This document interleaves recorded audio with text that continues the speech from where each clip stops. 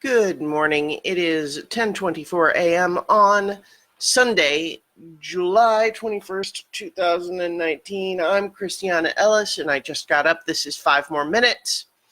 I am today continuing my rewatch of Gravity Falls with Season 2, Episode 13, Dungeons, Dungeons, and More Dungeons. Now, as I mentioned in last week's rewatch, it's interesting for me revisiting this episode because when I last watched it, the first time I watched it, I had not yet myself gotten into Dungeons and Dragons. Since then, I have gotten into Dungeons and Dragons. So it's interesting revisiting it. I mean, I don't think that there is anything about the original episode that I didn't understand. It's not exactly filled with, deep cut references or in-jokes that you would only get if you really know. Or at least if there are, I still missed them. Because pretty much all of the jokes are straightforward, but it's very transparently a riff on the challenge of a nerdy person trying to get less nerdy people to engage in their nerdy hobbies.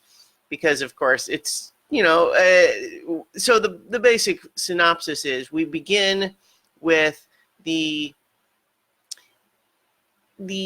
tension between Ford and Stanley seems to have transitioned a little bit to maybe more of a Cold War sort of deal, where they're both still very insistent on maintaining the separation, meaning the kids do not participate in what Ford is working on.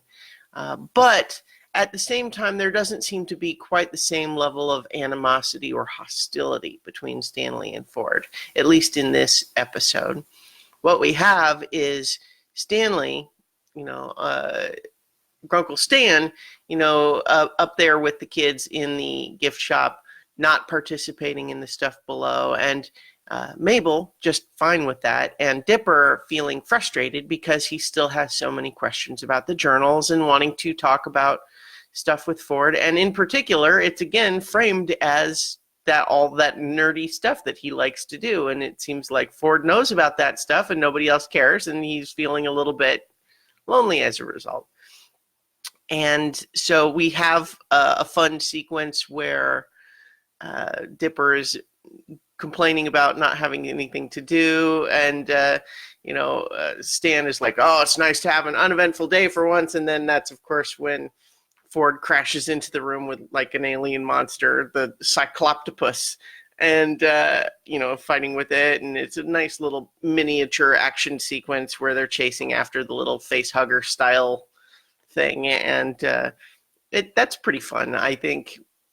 But it's just an opportunity to refresh our minds about where things stand, which is to say, Ford is saying, no, this is too dangerous for you kids. Stan is agreeing that, you should, keep everybody separate. But Dipper asking, can I spend time with you down there in the basement? But, Ford promised Stan, so no, he says no. But we also are introduced to the other, sort of the B-story subplot, which is, of course, that the season finale of Ducktective is going to be on. And I think that's nice and silly. I mean, obviously, there's not any real weight to the Ducktective plotline.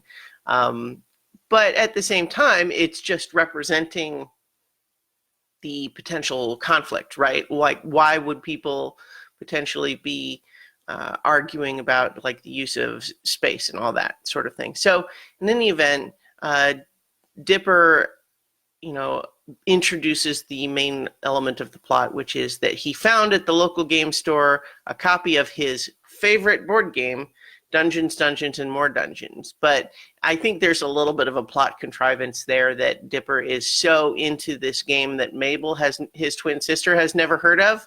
And he's only 12 years old, it's not made clear that it's actually not clear whether he has friends back home or not. he certainly doesn't have many friends here. And so it's a little bit like, so who? But then again, I can also very much relate to the idea of being interested in a game like that and just not having anyone else who plays it, and therefore being into it passively, meaning you've never actually played before, you just think it's a cool idea and you are hoping someone will play with you. But so I can certainly relate to that feeling, because that's where I was for a long time before I ever actually played.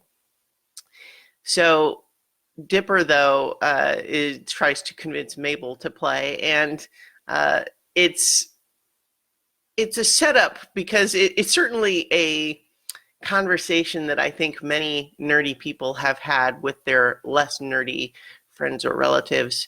Just this idea of, oh, yeah, see, check out the art. Isn't this cool? You know, and Mabel's interested in the unicorn and the hot elf on the art, but as soon as he starts explaining like all the complicated rules, he's explaining it in a very, you know, dry, boring sounding way, and at least Mabel is not interested anymore, and she calls it Homework the Game, which is yeah. But of course, I think what's interesting about that, because obviously the rest of the episode ends up bringing Stan and Mabel around to what is actually very cool about the game that would appeal to them beyond the idea of homework. But it also feels kind of real that Dipper is not good at explaining that stuff. You know, just as much as he complains that no one's into his nerdy stuff, like he's not good at reading the room in terms of what other people will be interested in. And so probably if he had pitched the whole thing as an imagination exercise to begin with, Mabel might have been more interested. Now, of course, Dipper also asks Seuss to play, and I really kind of love that Seuss, it's not that Seuss thinks the game is too nerdy, it's that he is only interested in LARPing, which he has his own version of it called F-Clorp, Foam and Cardboard Legitimate Outdoor Role Play. And I kind of love the idea that he's a purist of that type and literally only wants to play that kind and thinks the pen and paper kind is boring. I think that's funny. And so we get a couple of brief clips of him doing the F-Clorp with Toby Determined and Deputy Durland and Sheriff Blubbs, and it's all very silly. And of course, it's making fun of that stuff in the same way that it's making fun of Dungeons and Dragons, in the sense of, I think it's probably a good idea. I'm not into, like, you know, I've not really done a lot of like LARPing stuff, but I absolutely think it is a cool concept. And so even though I have nothing against any of the people who love LARPing, I think that's great. It's also something that I think most of them would readily admit is extremely nerdy, and that's fine. There's nothing wrong with that, but it sure is. And so I think that the humor of F-Clorp is kind of on that same level like it is with D&D. And so, you know, I think it's not mean-spirited, because it's kind of includes a knowing acknowledgement of, like, yeah, that we're right there with you, as opposed to any kind of a negative element about it. So, but, you know, so Dipper does not even, I think, approach Stan about playing D&D and DD and MD, which I think, yeah, makes sense. I buy that. He tries to play with the goat first. But of course, that's what sets up him connecting with actual Ford again, because you know, the die rolls under the porch, and I like that there's a little graffiti sign in that little crawl space that says Seuss was here. Hey, wait, I think I'm stuck. It's pretty good. But he falls through a hole into the basement where Ford is working, and Ford is initially mad, like, I told you not to come down here. But wait, is that a 38-sided die?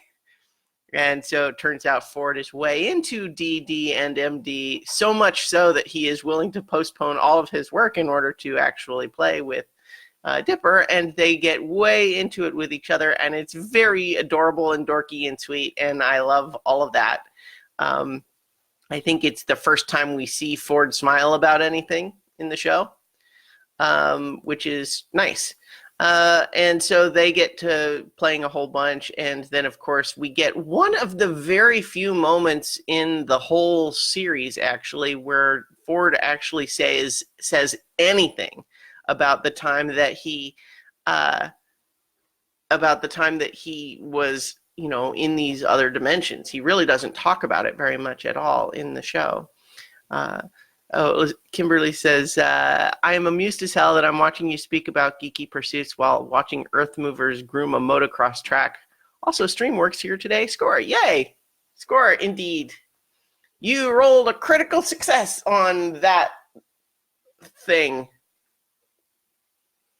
Anyway, Ford talks about having found an infinity-sided die. Highly illegal, he says, which just raises all sorts of questions about where he was that such a thing could exist but would be illegal. So anyway, but it's such a cool idea, right? But it's an idea that honestly I think has so much more potential than they end up using it for. But it's, the whole idea is that he wants to have it, but you should never ever roll it because who knows what could happen. And yet the idea that he wants to own it but never use it definitely is another very nerdy thing, right? But so Dipper and Ford are way into it, and they're spreading out all their different stuff for the game. But that puts them into conflict with Stan, Mabel, and Grenda, who want to watch Ducktective because they have spread out into the living room, which is where the TV is.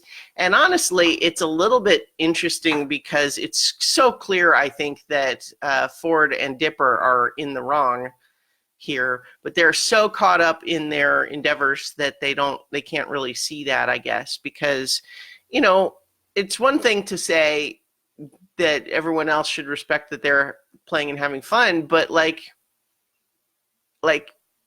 you can't be in the way of what everyone else is doing when theoretically there are other places that you could do your thing and there are not other places where they can do theirs. And so anyway, that puts everyone into arguing, and that of course causes Stan to throw down the dice bag in anger, which makes the infinity-sided die roll because, as Ford jokes earlier, or he doesn't even joke, but he says, like, it's very dangerous. You should never roll it. That's why I keep it in this cheap plastic container. But it rolls, and it makes Probabilitor, the wizard, come to life and decide that he wants to eat Dipper and Ford's brains because they're the smartest players ever, and voiced by Weird Al, which is fun. And there's also an ogre and a hot elf and griffin and all sorts of crazy stuff. It's a little interesting because obviously it's a trope in a lot of these types of fantasy shows where you have characters get pulled into like a fantasy game of some kind, right? I mean, that's been in a bunch of things, but in this one, having the characters from the game come out instead, I think, is less common. And the show actually did that in season 1 too, where it had the video game character from the fighting game come out instead of Dipper going into the game, which honestly I think is actually more interesting in many ways. But the more interesting for this show to tell us a story.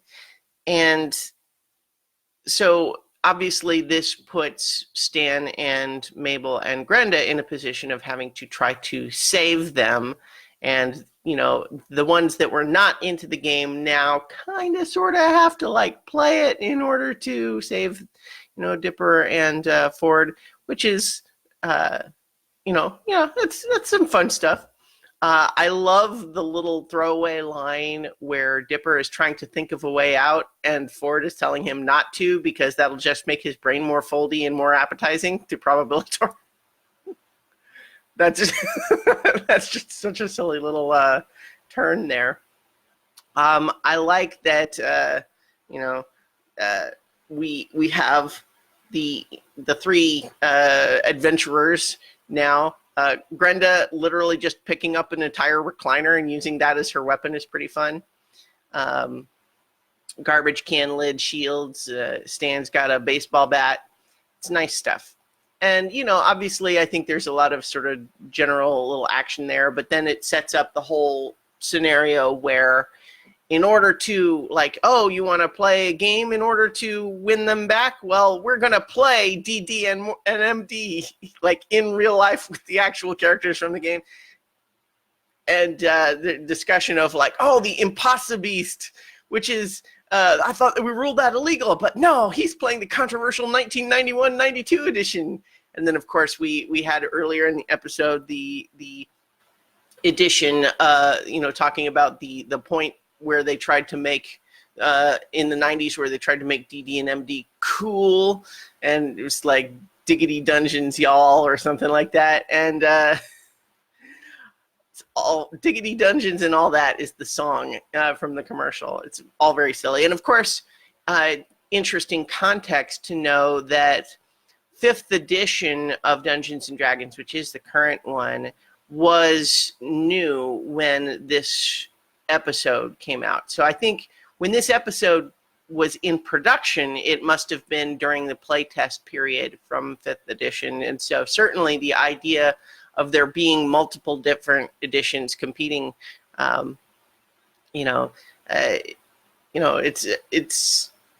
it's definitely a case where just the idea of actually talking about and building into the story the differences between the different editions. But I love that, and it's an illustration of what's actually great about these role-playing games, that, what finally sells, Mabel on it in terms of, Mabel and Stan, in terms of being able to actually play, is that you don't need to actually worry too much about the rules first. What you do is you just use your imagination to come up with what you want to have happen, and then you figure out what rule makes it happen. And I think that's cool. And so they get into it in that regard, and it's that nerdy victory of, like, oh yes, I got my nerdy relative into playing a nerdy game with me, that sort of thing. And then of course they manage to, Stan manages to win, because you can only win if you roll a 38 on the 38-sided die, and it's revealed that he cheated by rigging the die with gum, which, I think raises some physics questions in terms of whether that would actually work. It's certainly a gamble. Like, if you just had one of those multi-sided die and you had something sticky on just the opposite face of the one you wanted to come up, I don't know how much effect that would actually have in terms of making it more likely, but it's fine. It's a cartoon. So it's nice, though, that both Mabel's imagination and still Stan's skills at cheating are what allow them to save the day. And so it's fun, too, that everyone decides that there's time now to go watch the second showing of the Ducktective finale, and everyone's on board for, like, yeah, some good brainless fun sounds like a good time right now. And it's also very silly when it's revealed that the big twist in Ducktective is that Ducktective has a twin brother. And there's some nice meta jokes about them complaining about, like, what kind of a plot twist is that? Did you just had a twin brother the whole time? Which is obviously very silly, given that this show just did that. So that pretty much leaves things off. I think, we do get a little bit at the end where, we progress the main series plot a little bit more by Ford revealing to Dipper that the reason he has now dismantled the portal is because, even though it saved him, the reason that he was angry with Stan was because the portal created an interdimensional rift, which he is currently contained in a little snow globe-like thing, but it's potentially very dangerous, and he asks Dipper to not tell anyone, even Mabel. And I resist that a little bit, just because it's really not clear why he can't tell anybody. Like, why can he not tell Mabel about the dangerous thing that is currently contained and she shouldn't mess with? Like, is it, I guess, I mean, Mabel is not the one that's likely to mess with that out of curiosity. Anyway, I don't know. It's setting up tension between like, oh, but it's a secret and you can't tell anybody. And anyway, it's fine. And so that pretty much ends the episode. Although we do get one last bit of the F. Clarp troop where Deputy Durland, who had previously just said, "I'm a fortress," talks about, it's like, are we using this as a replacement for our stunted social skills and using this as an escape instead of developing actual relationships with people? And they tell him to shut up, and he says, "I'm a fortress. Fortresses don't talk." Yeah. I think it's an interesting thing to examine, but I think it's also true that probably the people who actually make those sort of LARP things work, you absolutely have to be able to have social relationships with people in order to organize anything like that. Now, admittedly, it is a very selective group, so that would make some things easier, but, you cannot be a loner into LARP. It just doesn't work. Anyway, I think that does it for this week. So next week, when we continue this, we will be talking about the episode, The Stanchurian Candidate. Manchurian Candidate is one of my favorite classic movies, by the way. Anyway, though, so in the meantime, I'll be talking to you tomorrow for 5 more minutes.